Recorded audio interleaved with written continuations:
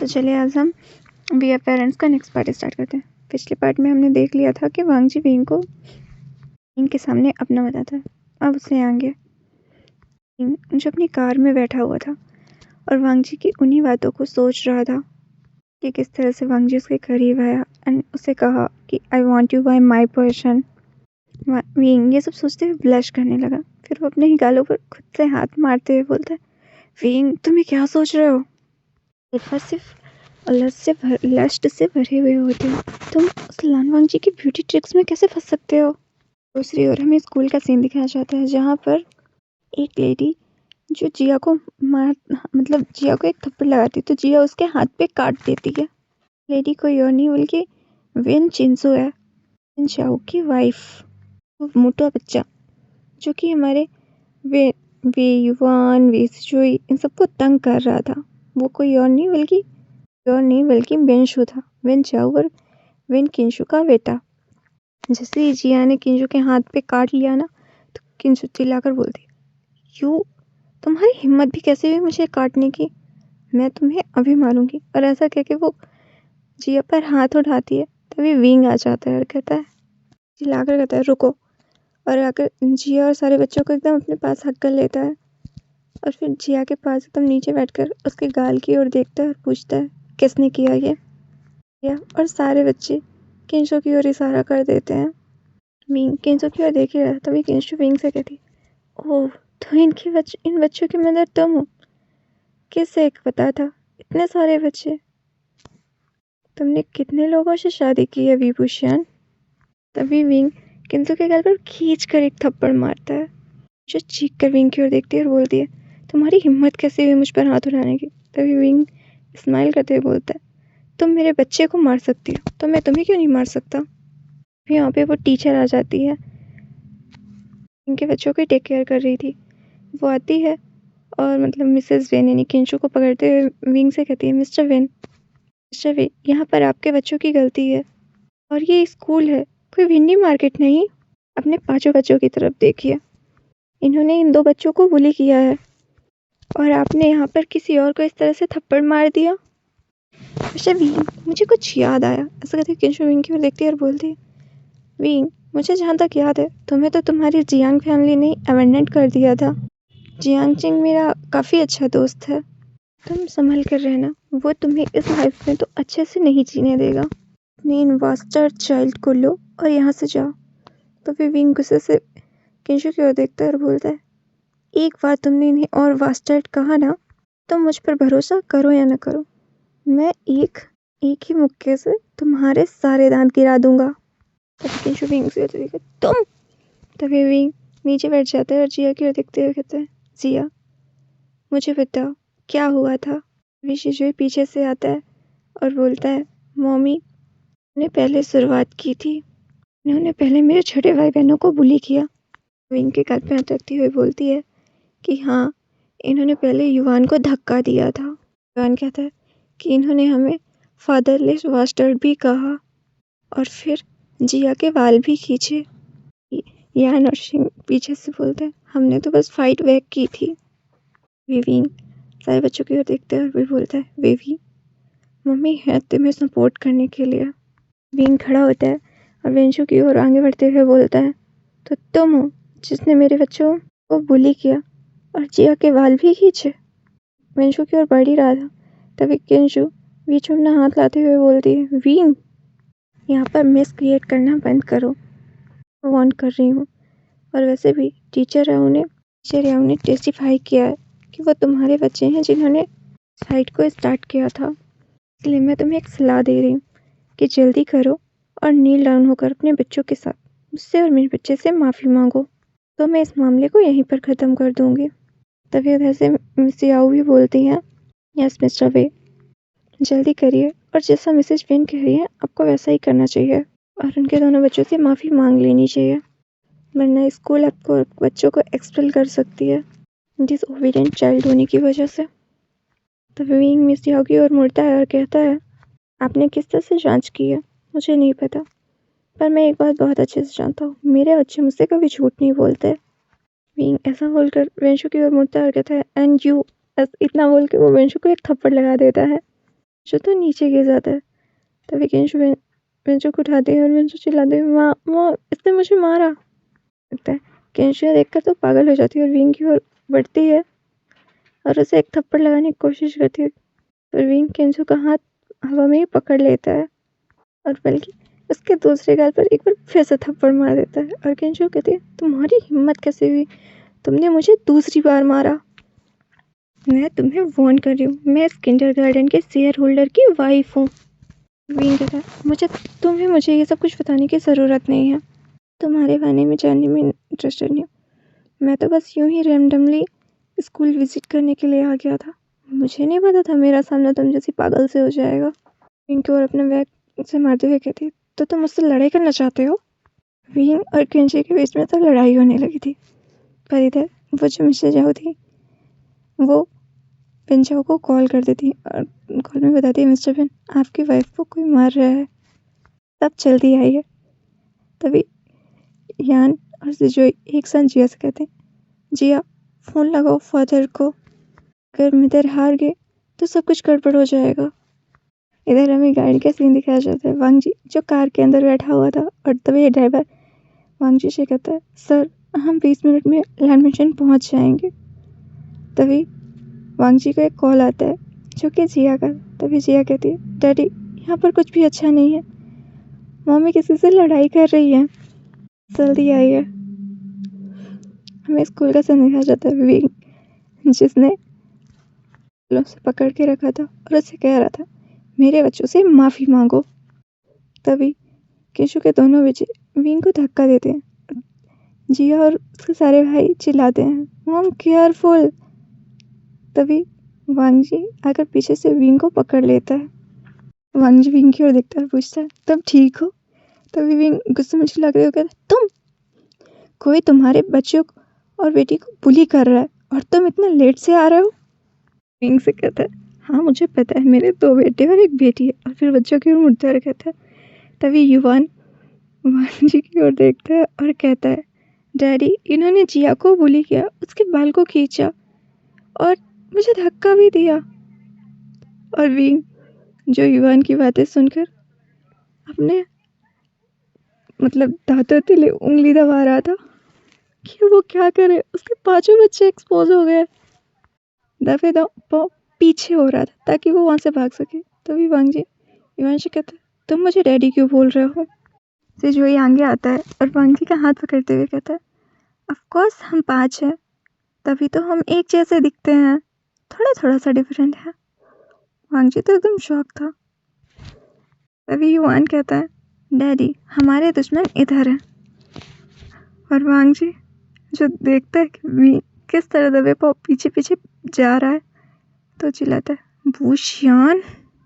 से वो विंग से जवाब मांग रहा हो, इसका मतलब क्या है। वांग जी की आवाज़ सुनकर विंग भी अपना सर झुकाए पीछे मुड़ता है और फिर अचानक से अपना सर उठा के कहता है, दैट्स राइट।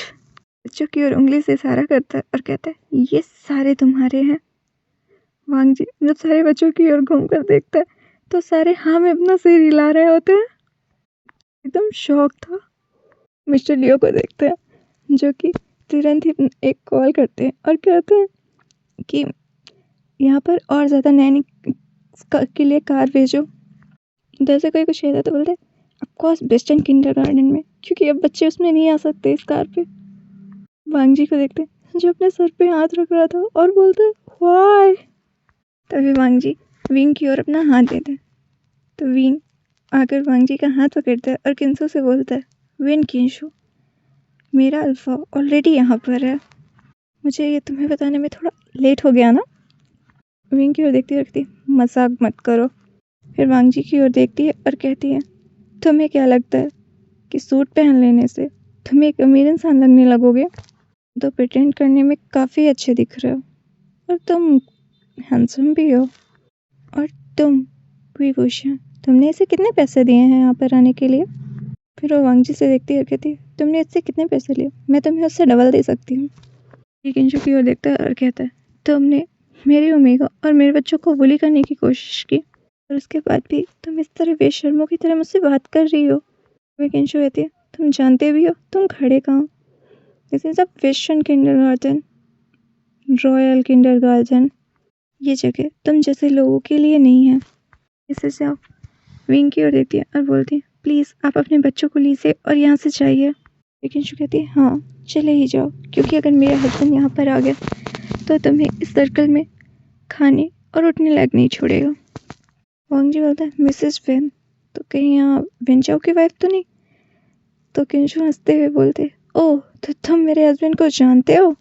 अपनी घड़ी की ओर देखता है और फिर मिस्टर लियो की ओर देखते हुए कहता है, मिस्टर लियो, वेंचाओ को कॉल करिए और उसे कहिए कि 2 मिनट के अंदर मेरे सामने आए, अदरवाइज इसका क्या रिजल्ट निकलेगा वो खुद से सोच ले।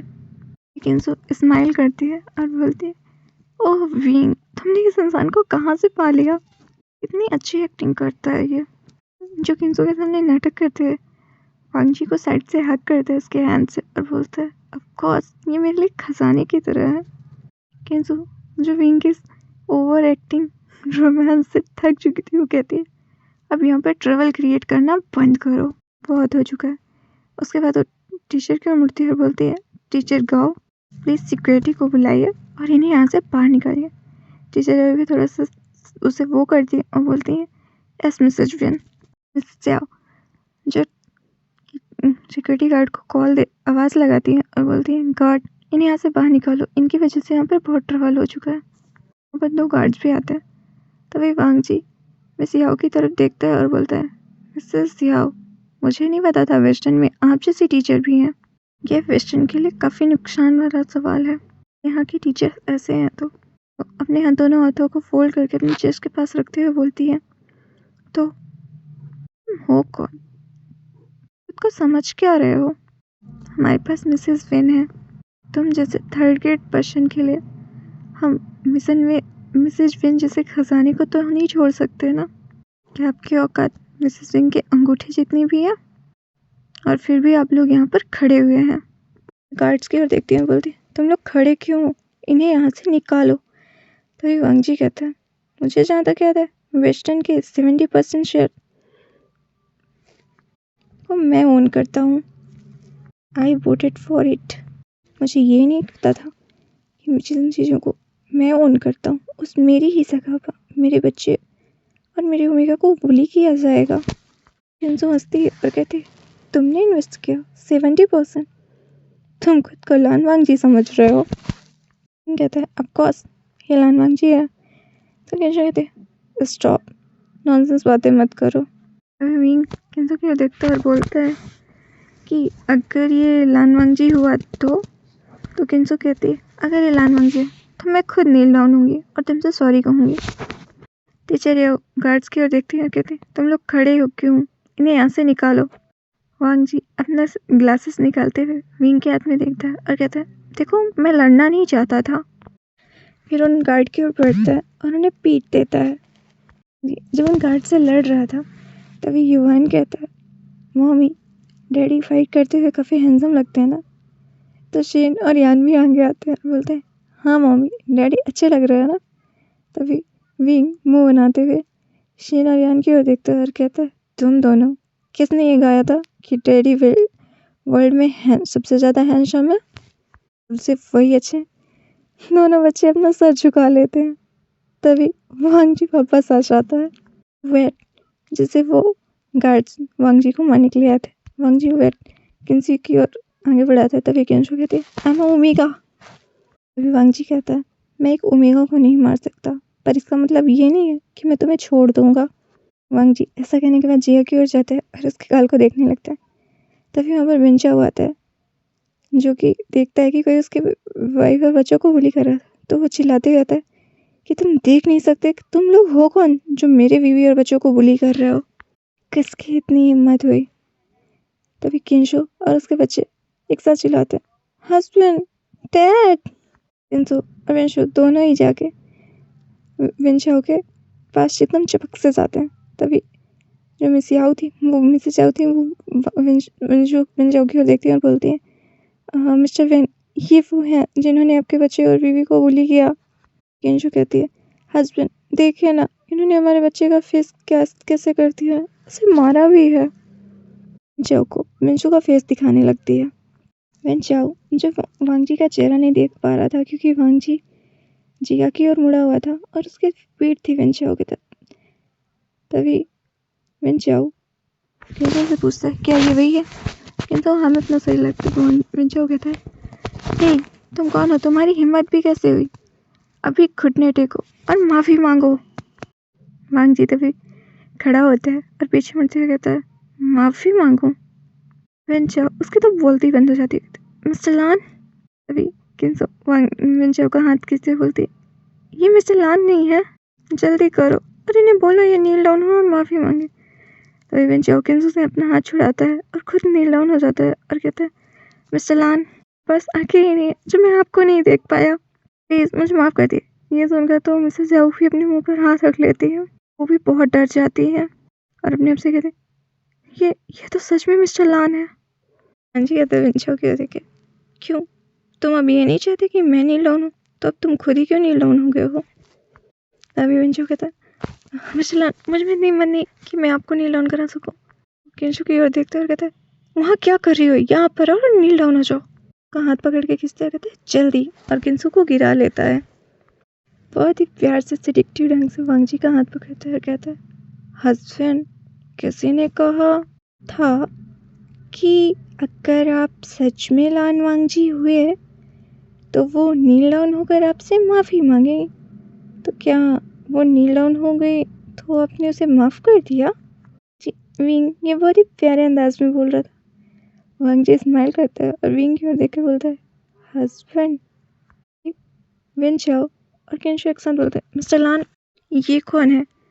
वेंचाओ की ओर देखता है और कहता है, he is my wife. Guys मैं विंग को एज अ वाइफ बोल रही हूँ, पर प्लीज एडजस्ट कर लेना। वेंचाओ किंजो को धक्का देखता है और कहता है, तुम्हारी हिम्मत कैसी मिसेस लान को तंग करने की, उन्हें बुली करने की? माफी मांगो अभी। किंजो अपने घुटनों पर बैठ के बोलती है, मुझे माफ करेगा मिसेस लान। विंग अब तो 7वीं आसमान पर था। वो कहता है, मुझे अभी सुनाई नहीं दिया, हमने क्या कहा? वांग जी तो विंग को देख रहा था कि ये इंसान भी लोगों को बुली करने में कितना आगे है। तभी किंजो तेज से कहती है, सॉरी। तो विंग कहता है, तुम्हें सच में लगता है कि एक सॉरी बोल देने से सब कुछ ठीक हो जाएगा? विंग प्लीज अब इतना आगे मत जाओ। विंग एकदम फिर से इनोसेंटली फेस बनाता है और वांग जी का हाथ पकड़ते बोलता है, हस्बैंड देख रहे ये मुझे मीन बोल रही है, मैं सच में बहुत मतलबी हूँ। जाओ किंजो के सर पे मारते हुए बोलता है, बोलने से पहले सोच लो क्या बोल रही हो। किंजो फिर से अपने घुटनों में अच्छे से बैठते हुए बार बार रोते हुए सॉरी बोलने लगते हैं। तो विंग कहता है, मेरे बेटे के फेस पर इंजरी हुई है और मेरी बेटी की ड्रेस खराब हुई है, तो टोटल मिलाकर 18 मिलियन हुआ है काफ़ी। तभी किंजो फिर से तेज से बोलती है, तुम बहुत ज़्यादा कर रहे हो विंग, तुम वो एक सिर्फ स्किन इंजरी है, ये 1800 युवान इसके लिए बहुत है।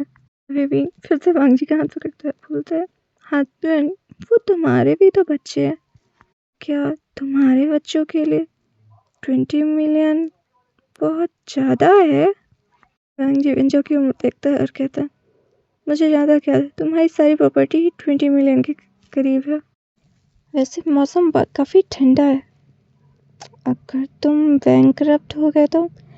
तभी विंचो कहता है, मिस्टर मैं माफ़ी मांग रहा हूँ मिस्टर प्लीज़, मैं पे करूँगा 20 मिलियन आपकी बेटी की स्कर्ट और स्किन 20 मिलियन मैं पे करूँगा मिस्टर लान। कहता है, लेट।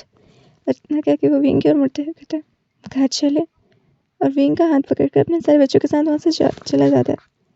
तो विंचो किंजो की ओर देखता है और उसे एक थप्पड़ मारते हुए कहता है, यू विच तुम्हारी वजह से मैं बैंकरप्ट हो गया। जो रो रही होती है और कहती है, आई वॉज रॉन्ग। अब हम इधर वांग जी का सीन दिखाया जाता है। वांग जी और विंग जो अपने बच्चों के साथ आ रहे होते हैं। तभी विंग देखता है कि वांग जी बच्चों से बिजी है, तो चुपचाप वहाँ से दौड़कर भागने लगता है। तभी वांग जी पीछे से विंग का कॉलर पकड़ के खींचता है, कहता है, तुम कहाँ भाग रहे हो? और विंग कुछ नहीं बताता और इन्हें सा फेस बनाता। तभी वांग जी विंग को उठाकर अपने कंधे में डाल लेता है, ऐसा जैसे कोई बोरी उठाता है ना, बिल्कुल वैसे ही। विंग कहता है, ये तुम क्या कर रहे हो? सारे बच्चे ताली बजाने लगते हैं। विंग बोलता है, नान वांगजी तुम ये क्या कर रहे हो? और उसे वांगजी को पीठ पे मारने लगता है। तभी वांगजी कहता है, अगर तुमने दोबारा ट्रबल क्रिएट की ना तो मैं तुम्हारे साथ फिर से सो जाऊंगा। विंग ये सुनकर एकदम फ्रीज हो जाता है और वो कोई भी मूवमेंट नहीं करता। सारे बच्चे चिल्लाते हैं, वाह। अब हमें एनिमेशन का सीन दिखाया जाता है जहाँ पर वांगजी विंग को कंधे पर डालकर ले जा रहा था। विंग को लेके जा ही रहा था, तभी ग्रैंडपा सामने से आ जाते हैं और कहते हैं, हे। तभी विंग एकदम नर्वस एम्बैरेस स्माइल करते हैं, ग्रैंडपा की ओर हाथ हिलाता है, हाय। तभी ग्रैंडपा से वांगजी कहता है, ग्रैंडफादर आप सबसे कह दीजिएगा कि आज रात वो मेरे लिए कुछ ना बनाए, और हाँ आप ऊपर मत आइएगा मुझे डिस्टर्ब करने के लिए। तभी ग्रैंडपा कहते हैं, मेरे ग्रेट ग्रैंडसन कहाँ है? वो आ रहे हैं। तो इतना कह वांगजी विंग को लेकर वहाँ से चला जाता है। तभी सारे बच्चे अंदर आ रहे थे दौड़ते हुए और चिल्लाते, ग्रैंडपा कुरैन, ग्रैंडपा कुरैन। तभी ग्रैंडपा कुरैन कहते, धीरे धीरे है, ओके। तभी वो 3 की जगह 5 बच्चों को देखकर कहते हैं, मेरी आंखें खराब हो गई हैं क्या? फिर वो बच्चों की काउंटिंग शुरू करते हैं, 1 2। तभी लियो बोलते हैं, ग्रैंडपा प्लीज काउंटिंग करना बंद कीजिए, ये केवल 5 हैं। फिर देखते हुए लियो के आगे कहता है, वैसे कॉन्ग्रेचुलेशन ग्रैंडपा, आपके 3 नहीं 5 ग्रेट ग्रैंडसन हैं। ग्रैंडपा कुरैन एकदम खुश हो जाते हैं, कहते हैं, 5? वो 5 लांस को बिलोंग करते हैं? लियो हाँ में से हिलाते हैं, कहते हैं, मिस्टर लान सच में बहुत औसम है, उन्होंने एक बार में 5 बच्चे कर लिए। कुरैन कहते हैं, गुड गुड गुड। फिर वो बच्चों की ओर देखते हैं, कहते हैं, मुझे नहीं पता तुम में से कौन से पहले आ गए हैं और कौन अब आए हैं, चलो बैठो बैठो और मुझे बताओ। कुरैन, युआन और सुजोई खड़े रहते हैं, बाकी तीनों बच्चे बैठ जाते हैं। ग्रैंडपा लिफाफा तैयार करने को कहते हैं। लियो जब लिफाफा लेकर आते हैं तो ग्रैंडपा कुरैन युआन और सुजोई को रेड एल्बम देते हैं और कहते हैं, ये तुम्हारे ग्रैंडपा की तरफ से तुम्हारे लिए तैयार किया तोहफा। तब युआन खड़ा होता है, कहता है, first brother and second brother, चलिए मैं आपको दिखाता हूँ, यहाँ पर फन करने के लिए बहुत कुछ है।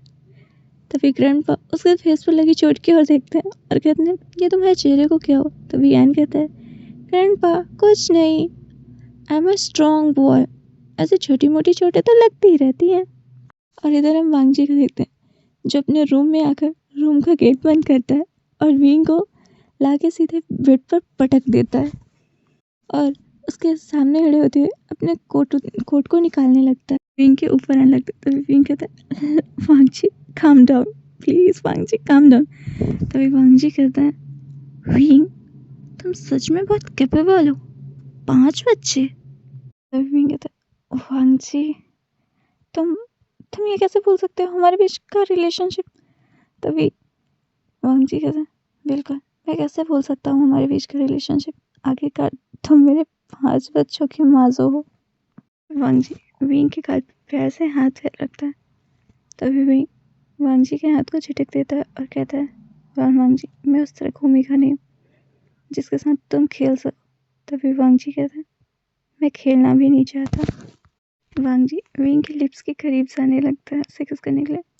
विंग बहुत ही सैड सा फेस बना लेता है तो वांगजी रुक जाता है और कहता है, क्या तुम्हें कुछ बुरा लग रहा है?